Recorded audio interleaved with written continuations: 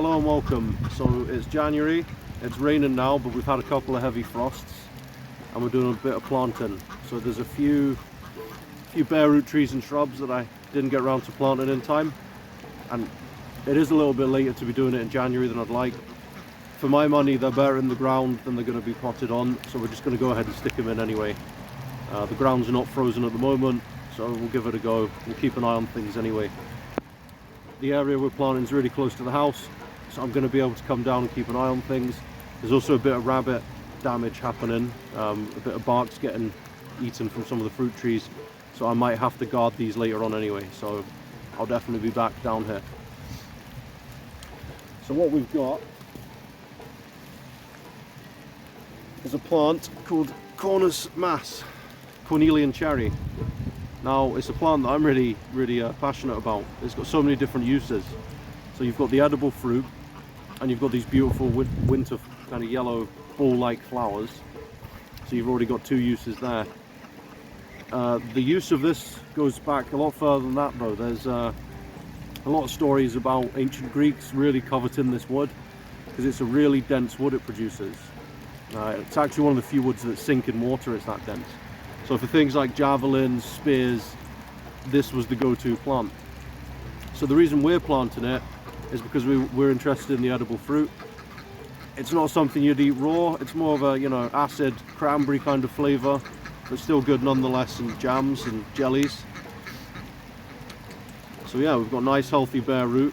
They've been sat around longer than I'd have liked, so they're a bit drier than I want, so I've soaked them beforehand. I'm not even going to be feeding them. For my money, if I put feed in the ground now, all the nitrogen is going to be washed away anyway come winter. So I'm just going to give them a collar of cardboard and a bit of wood chip around, so we'll have a look at that whole process. So the site we're going to be planting on is over here. Now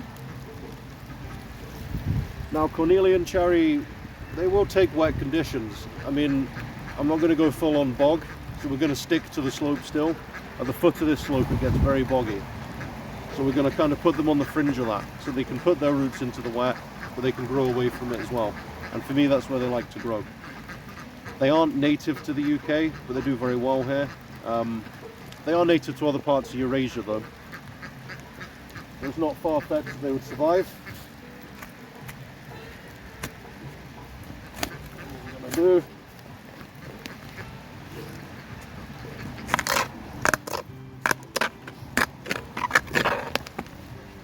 it's a little bit rocky, but underneath all those rocks, yeah, there's still a good bit of soil there. Nice rich loam.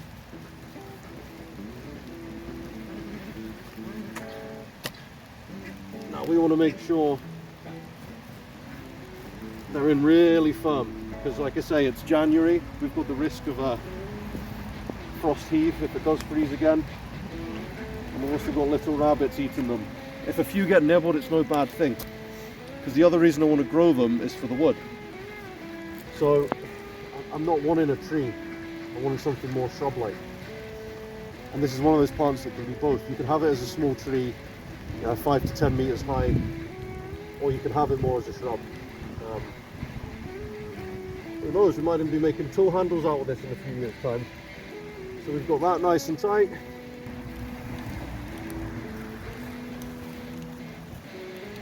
Go ahead, take a little bit of card. I'll leave it to get wet just because it's just easier to handle that way. It's easier to get the tape off as well. We make ourselves a little slit there, wrap him round. Of course this isn't going to keep the couch grass back, but it just gives it more of a fighting chance.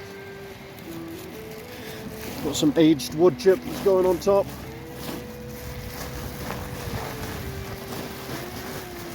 And that's really all there is to it. Like I say, I'm going to come back and check. Going to make sure that the rabbits aren't eating them.